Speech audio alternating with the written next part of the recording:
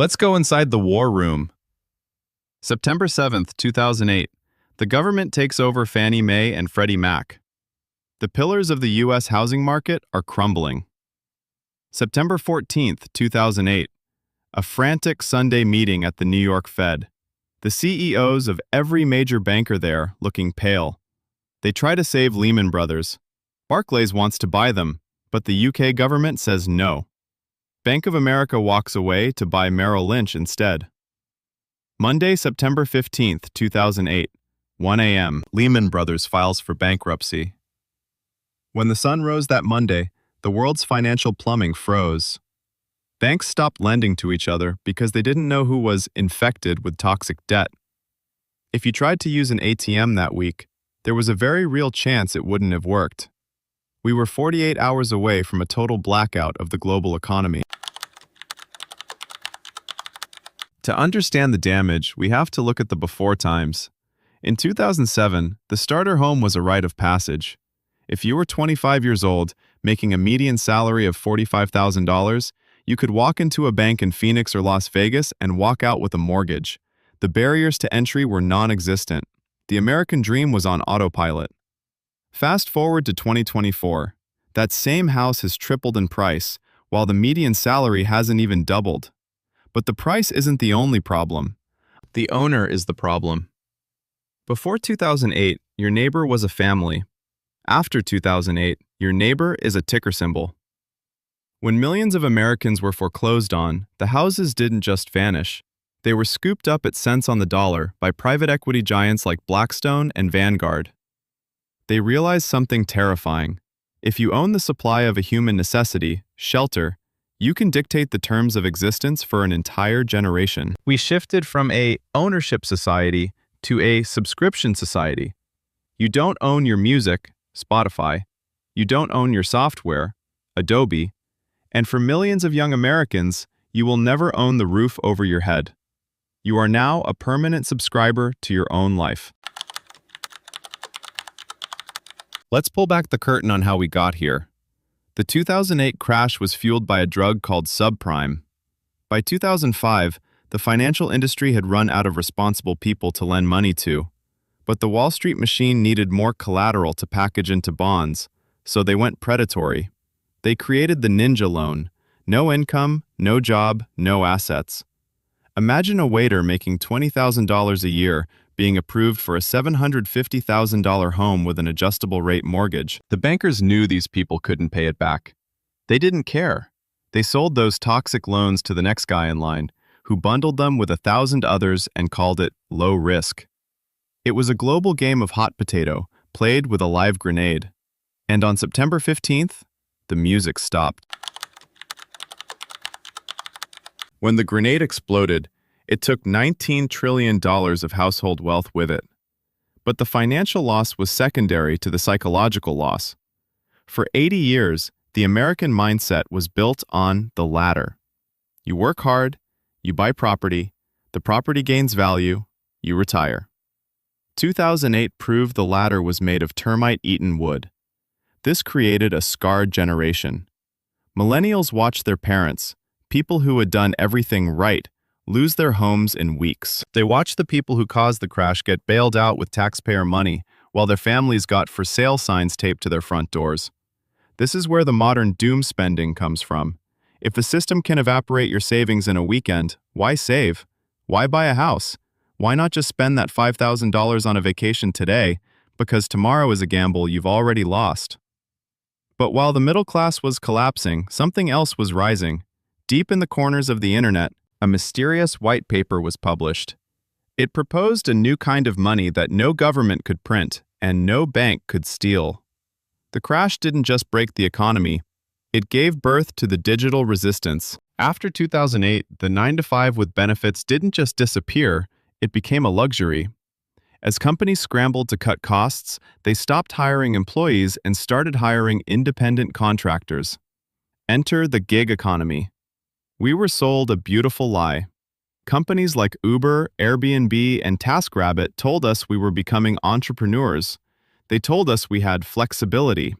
But look closer. The gig economy wasn't born out of a desire for freedom, it was born out of the desperation of the Great Recession. In 2009, people didn't drive for Uber because they wanted to be their own boss. They drove because their 401k was gone, their house was underwater, and the local factory had shuttered its doors forever. We traded job security for an app.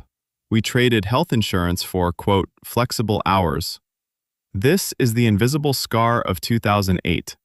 An entire workforce that no longer expects a pension, but instead prays the algorithm gives them enough shifts to pay rent to a landlord that is likely a hedge fund. The side hustle isn't a hobby. It's the life support system for the modern American middle class. While the streets of New York were filled with the Occupy Wall Street protesters in 2011, a more quiet, more lethal rebellion had already begun 2 years earlier. On January 3, 2009, just months after the peak of the crash, a person or group named Satoshi Nakamoto mined the first block of Bitcoin. Inside that first block, they encoded a message. It was a headline from the Times. Chancellor on brink of second bailout for banks. This wasn't a coincidence. Bitcoin was a direct response to the 2008 bailouts. It was a middle finger to the Federal Reserve. The logic was simple. If the banks can gamble with our money, lose it, and then get rewarded with more of our money through government bailouts, then the money itself is broken. The crash created a trust deficit. We stopped trusting the banks, so we started trusting math. This gave rise to the entire crypto economy, a trillion-dollar industry built on the wreckage of the housing market. Whether you love it or hate it, Bitcoin is the financial child of the 2008 disaster. Perhaps the most bitter pill of the post-2008 world is the Great Disconnect. Look at the S&P 500 index from 2009 to 2024. It looks like a rocket ship. Now look at real wage growth for the average worker. It looks like a flat line. The bailout saved the institutions, but they didn't save the people. The government injected trillions into the financial system, quantitative easing.